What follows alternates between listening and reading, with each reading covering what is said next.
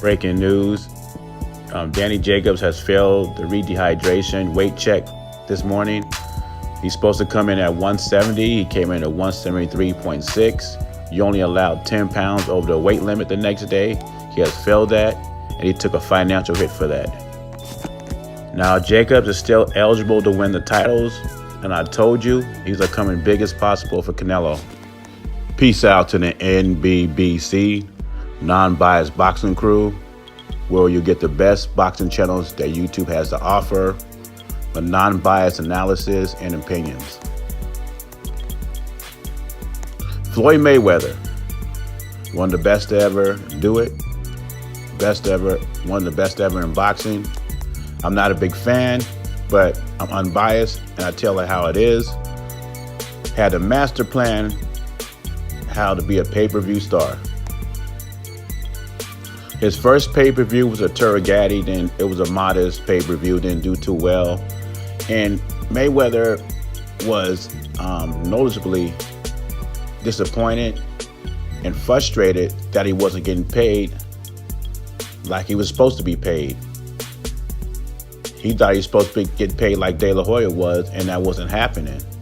So Mayweather, what broke Mayweather out as a pay-per-view star was he fought Oscar De La Hoya. He sacrificed and took the B side. De La Hoya was the A side. That pay-per-view, that's the one that blew him up. 2.5 million pay-per-view buys. Because Mayweather knew at this point, if he beats Oscar De La Hoya, with Oscar De La Hoya at that time had both Mexican holidays, Cinco de Mayo and Independence Day, Mexican Independence Day. Both those fights, both those dates was reserved for Oscar De La Hoya. And to order to get those days, Mayweather knew he had to defeat Oscar De La Hoya. Now Oscar was getting a little older, but he still had a big pay-per-view fan base. Latin America loves boxing, and they support their Latin fighters. Regardless how old they get and if they're past their prime, whatever. Julio Cesar Chavez, Oscar De La Hoya, etc. The list goes on.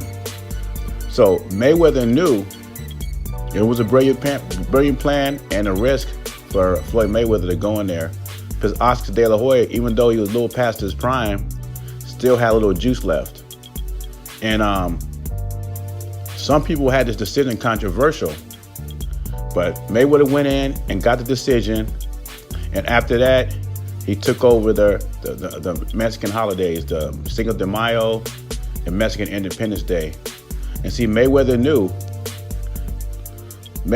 those three routes he can make the money. Either they like you, despise you, or you're like a freak show like Mike Tyson. And started fighting Latino fighters on those days. And that's what generated big pay-per-view buys and numbers. Now, there are exceptions to the rule. I mean, you could fight a Ricky Hatton from the UK who had his own following, which that would have gave you a little pay-per-view buys because he has his own UK following. And he's white. He got a white face. Let's call it what it is. And Manny Pacquiao, who's a fan favorite on all colors. Blacks, Mexicans, whites, everybody likes Manny Pacquiao. So they're going to pay for a Manny Pacquiao fight, and that's why he shattered numbers. And Conor McGregor. Conor McGregor is white Irish, a big UFC fighter, which he had that fan base. He had the white fan base, and he had the fan base that despised him. So that generated big numbers. Mayweather had excellent dance partners. You can't take that away from him. He knew how to pick his dance partners. And some of his decisions I didn't like because, like Manny Pacquiao, he picked that fight when Manny Pacquiao was on the downside of his career. But you know what? He still fought him, and he beat him. So I got to give him that. But if you think about the blueprint of what Mayweather did, excellent plan. Brilliant plan from Mayweather. Now, and that's what Errol Spence is trying to do now. Errol Spence is trying to copy Mayweather.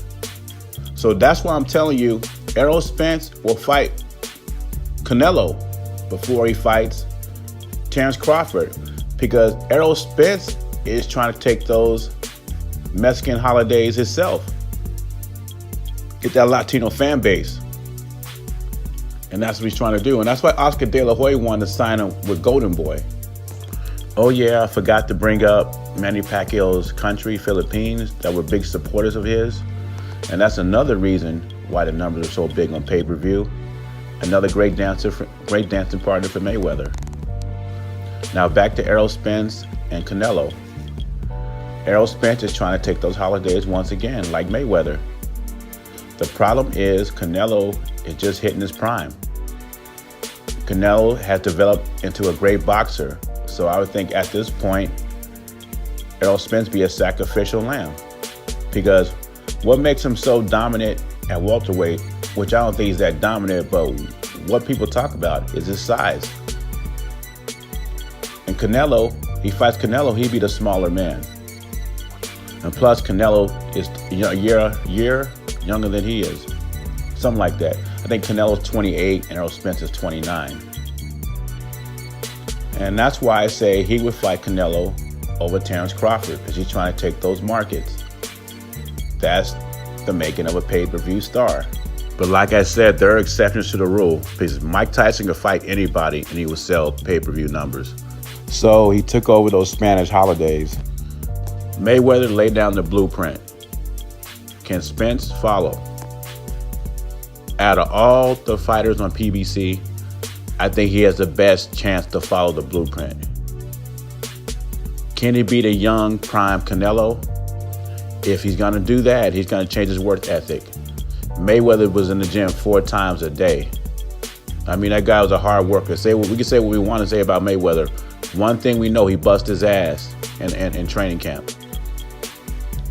For order to Spence to follow Mayweather's tracks, he's going to have to change his work ethic. Stop drinking, cut down on the carbs, and all that, to fight a prime Canelo.